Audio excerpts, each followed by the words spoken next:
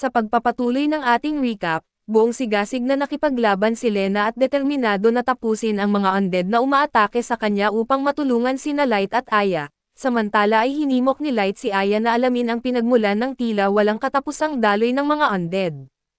Nalulula si Aya sa dami ng kanilang kalaban at inamin niyang hindi niya matukoy kung saan nagmumula ang mga ito. Napagtanto nilang kailangan nila ng mas malinaw na tanaw sa labanan at doon ay tumalon si Light papunta sa isang napakalaking chandelier na nakasabit sa kisame ng kastilyo, at hinihila si Aya pataas upang magkaroon ito ng mas malinaw na vantage point. Habang hirap na kumapit ay inutusan niya si Aya na magmadali at mula sa mataas na posisyon, sinuri ni Aya ang kaguluhan sa ibaba at sa wakas ay napansin ang isang undead figure na naglalabas ng makapangyarihang sama ng aura. Walang iba ito kundi si Count Montes mismo. Napansin ni Dara ang natuklasan ni Aya at ngumiti ng may kumpiyansa at hindi natitinag at biglang, lumitaw ang isang nakakatakot na nilalang sa tabi nila at agad na nakilala ito ni Aya bilang ang Reaper of Souls at binalaan ang grupo tungkol sa nakamamatay nitong kapangyarihan, sino mang madikit dito ay magiging undead din. Naglunsad ng isang nakamamatay na atake ang Reaper subalit nakaiwas ng bahagya ang grupo at habang inoobserbahan ang galaw ng Reaper, mabilis nilang natukoy na hindi lamang si Dara ang kumokontrol dito kundi pati na rin sa iba pang mga undead. Ibinunyag ni Dara ang katotohanan ng may mapanuyang ngiti, ang Reaper ay pinatawag mismo ni Count Montes at sabi niya na ang bayani na dating adventurer, ay naging isa na ngayong undead puppet ng mismong halimaw na kanyang tinawag. Isang trahedyang wakas para sa isang tinatawag na bayani at habang pinagsasama-sama ang mga piraso ng palaisipan, idineklara ni Light na ang mga nawawalang adventurer ay malamang na nabiktima lahat ng Reaper na ipinatawag ni Count Montes. Kinumpirma ito ni Dara sabay sabing may madilim na tawa, iginiit niya na bawat adventurer na pumasok sa kastilyong ito ay nahulog sa bitag na ito, ang Reaper ang nagtiyak na sila'y naging bahagi ng walang katapusang bangungot na ito. Niyanig si Light at nagtanong bakit ang isang bayani tulad ni Count Montes ay magtatawag ng ganitong nakakatakot na nilalang, mapanuyang sumagot si Dara at napaka-inosente ni Light na palaging handang makita lamang ang kabutihan sa mundo, nang igiit ni Light na magbigay si Dara ng tamang paliwanag at nagbago ang tono nito habang isinasalaysay ang trahedya ng Count. Ibinunyag ni Dara na si Count Montes ay nagtataglay ng isang ipinagbabawal na kasanayan na itinuturing parehong biyaya at sumpa. Habang ang kakayahang ito ay ginawang tanyag siyang bayani noong una, unti-unti namang lumaganap ang takot sa mga taong kanyang nailigtas. Kumalat ang mga usap-usapan ng kawalan ng tiwala at paano kung gagamitin ng Count ang kanyang kakayahan upang magtawag ng mga halimaw laban sa kanila, paano kung babaliktad siya sa mga taong kanyang protektahan at tumubo ang paranoia at ipinagkanulo siya ng mga tao, itinaboy siya palabas. Kitang-kita na nababahala ay mahinahon na sinabi ni Light na kaya siya napunta sa lugar na ito dahil sa kanilang pagtataksil, nagpatuloy si Dara at ang kanyang boses ay puno ng pangungutya, ngunit hindi doon nagtapos ang kanilang pagkakanulo. Ang mga taong minsang pumuri sa kanya ay nagpadala ng mga adventurer upang patayin siya at gamit ang dahilan ng pagsisiyasat sa unti-unting pagbaba ng bilang ng mga halimaw sa lugar, sa isang sulok ay walang magawa at ginawa ng Count ang kanyang huling desisyon. Tinawag niya ang Reaper of Souls upang patayin ang kanyang mga umaatake. Nabigla si Light sa revelasyon ng trahedya ni Count Montes at tinanong kung bakit itinago ng guild ang napakahalagang impormasyong ito, mapanuyang ngumiti si Dara at sinabing tama na ang usapan at sabay dagdag ng may pangungutya, ang kontrolin ang Reaper at ang mga biktima nito ay nagpapahintulot sa kanya na manipulahin ang kanilang dugo sa anumang paraan na gusto niya. Habang nasa isip pa rin ni Light ang kwento ng Count na isang nakakatakot na ideya ang sumagi sa kanya, paano kung ang sariling kakayahan niyang Fruit Mastery ay maging dahilan upang siya rin ay itatakwil tulad ni Montes, ang ideyang ito ay labis na gumagambala sa kanya. Nawawala sa sarili at muntikan na siyang tamaan ng isang atake mula sa isang halimaw ngunit sa huling sandali ay naiwasan niya ito, sumigaw si Aya bilang babala kaso mabilis siyang tumugon ng ayos lang siya. Pinatatag ni Light ang kanyang sarili at muling nag-focus sa labanan at determinado na tapusin ito upang protektahan si Aya at habang inoobserbahan ang labanan, napansin niya ang isang kakaibang bagay. Lumingon siya kay Aya at iginiit na napansin niya ang lahat ng puppet ni Dara na gumagawa ng parehong galaw ng sabay-sabay, sinuri ni Aya ang nakita at kinumpirma na tama siya at nagbabago lamang ang kanilang galaw kapag may bagong utos na binibigay. Narinig ni Dara ang kanilang pag-uusap at galit na sumigaw na tatapusin na niya ito ngayon, sabay pagbitaw ng isang alon ng mga halimaw papunta kay Light ngunit mabilis na nakaisip si Light at gumamit ng isang tuso na estratehiya at nang madistract si Dara ng sapat upang bigyan ng pagkakataon si Lena na umatake. Nahuli sa gulat at sinubukan ni Dara na umiwas ngunit hindi siya nakarespond ng sapat, sinamantala ni Lena ang pagkakataon at nagbigay ng isang matinding suntok sa Reaper of Souls at tuluyang winasak ito, pagkatapos ay hinarap ni Lena si Dara na may mabigat ngunit kontrolado na galaw. Hindi niya ito papatayin at madiin niyang sinabi na marami pa siyang tanong na kailangang masagot at nanginginig ang ngiti ni Dara habang tumatalikod ang laban-laban sa kanya, samantala ay hinarap ni Light si Count Montes sa huling sandali nito at tiningnan siya ng Count gamit ang hangkag na mga mata at marahang sinabi, "Kinamumuhian ko ang mga kakayahan, at darating ang araw na kamumuhian mo rin ang mga ito." Nang handa na si Light na ibigay ang huling atake at muling nakuha ni Dara ang kontrol sa katawan ng Count, sa kanyang huling desperado na hakbang ay pinilit niya ang Count na magsagawa ng isang makapangyarihang summoning spell. Ang spell na ito ay tuluyang nilipol ang lahat ng natitirang undead sa isang iglap. Ang resulta ng spell ay nagdulot ng pagkagulat sa lahat at mula sa mga anino ay lumitaw ang isang napakalaking nakakatakot na dragon na ang presensya ay naglalabas ng labis na kapangyarihan. Ang koponan ay nanatiling nakapako at hindi makapaniwala sa kanilang nakikita. Pati si Dara na nanatiling tiwala sa buong laban ay halatang natatakot at hindi niya inasahan ang ganitong antas ng kapangyarihan. Inamin niya na nanginginig ang boses at ang dragon na hindi mapigilan at galit, ay agad na tumingin kay Dara. Wala itong pag-alinlangan sa paglulunsad ng isang napakalakas na atake na nagpalipad sa kanya sa kabuuan ng silid. Naging malinaw na kahit si Dara ay hindi kayang kontrolin ang halimaw na ito at napabulala si Lena na isang masamang dragon at hindi niya akalain na totoo sila at may alam ba sila tungkol dito. Habang pilit bumangon mula sa atake ay mahinang sumagot si Dara na narinig niya lang ang tungkol sa kanila. Napakadelikado ng mga dragon na ito na kahit ang mga elite adventurer ay bihirang makaligtas kapag nakasalubong nila ito, maraming S-rank adventurer ang bumagsak sa ganitong klase ng nilalang.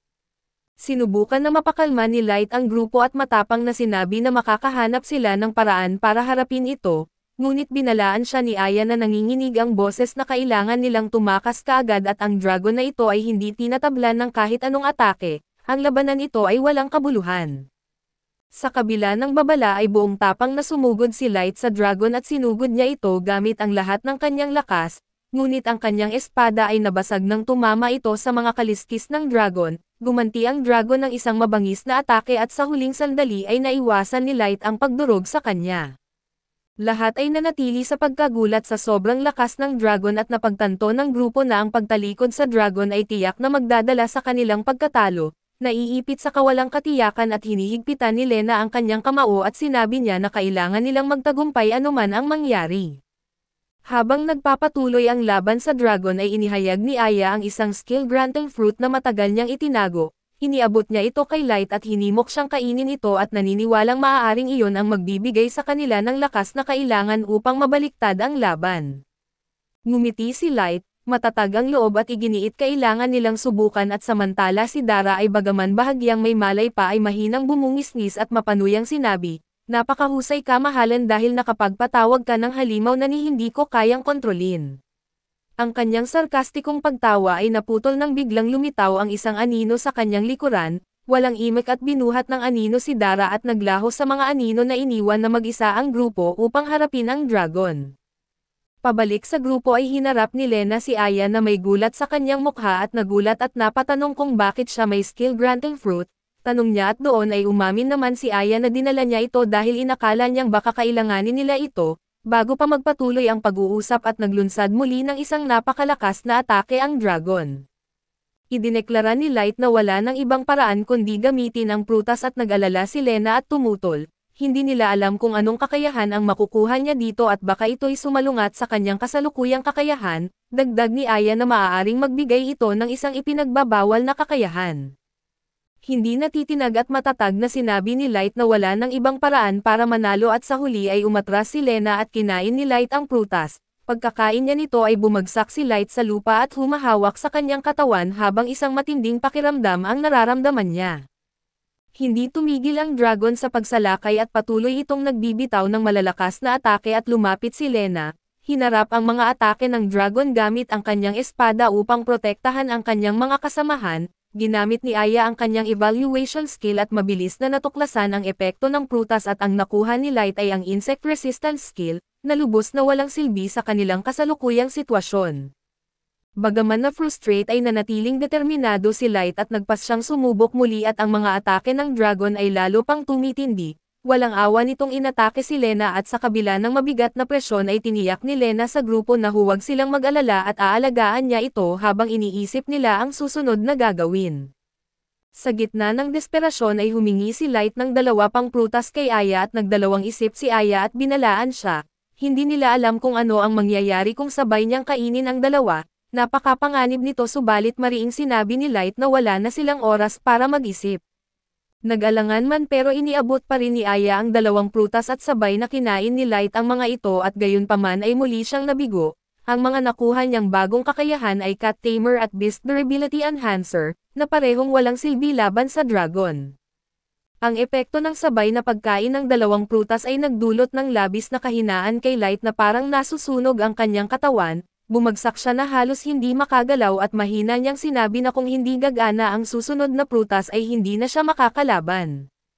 Samantala ipinagpatuloy ni Lena ang laban sa dragon gamit ang lahat ng kanyang lakas subalit ang kanyang espada, at dahil sa paulit-ulit na pagsagupa sa halos hindi matinag na mga kaliskis ng halimaw, ay tuluyang nabasag at naglunsad ng isang napakalakas na atake ang dragon na nagpadala kay Lena sa pader.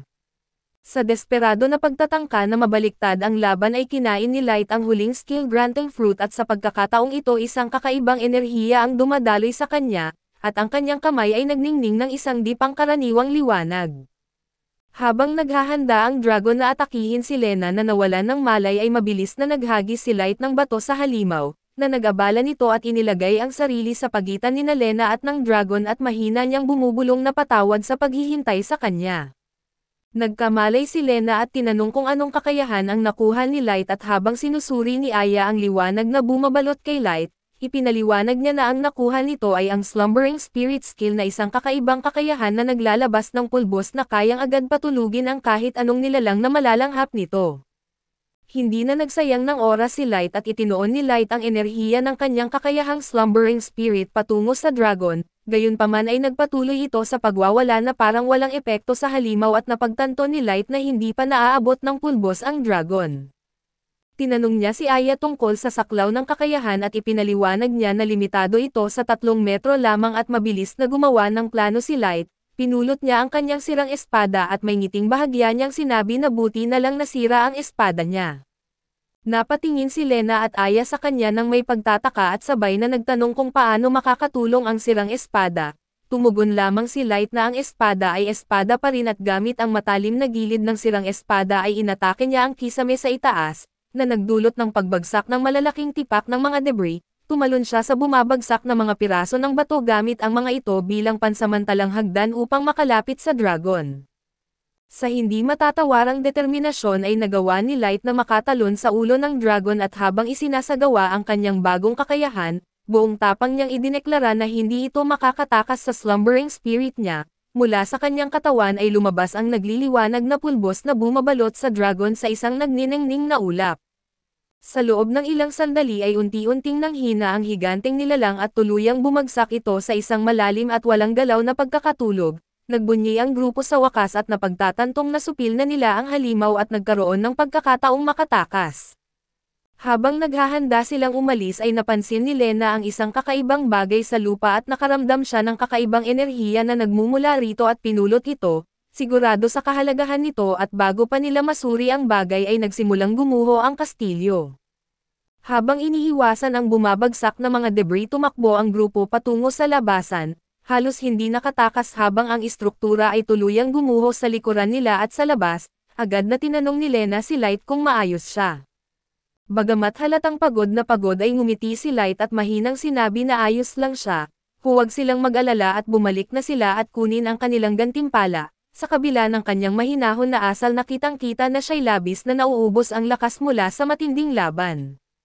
Sumakay ang grupo sa kanilang mga kabayo at nagsimula ng kanilang paglalakbay pabalik sa lungsod at ang kanilang pagod ay napalitan ng ginhawa dahil sa kanilang kaligtasan. Pagdating nila sa tarangkahan ng lungsod ay lumingon si Light kay Aya at may pasasalamat sa kanyang tinig. Naging matagumpay sila sa misyong ito dahil kay Light. Bago pa makasagot si Aya ay biglang bumagsak si Light na nawalan ng malay at agad na lumapit sina Lena at Aya. Labis na nag-aalala habang sinusubukan nilang maintindihan kung ano ang sanhi ng biglaang pangyayari. Kaso dito muna matatapos ang recap natin sa bagong anime na ito. Salamat sa inyong panonood hanggang sa muli.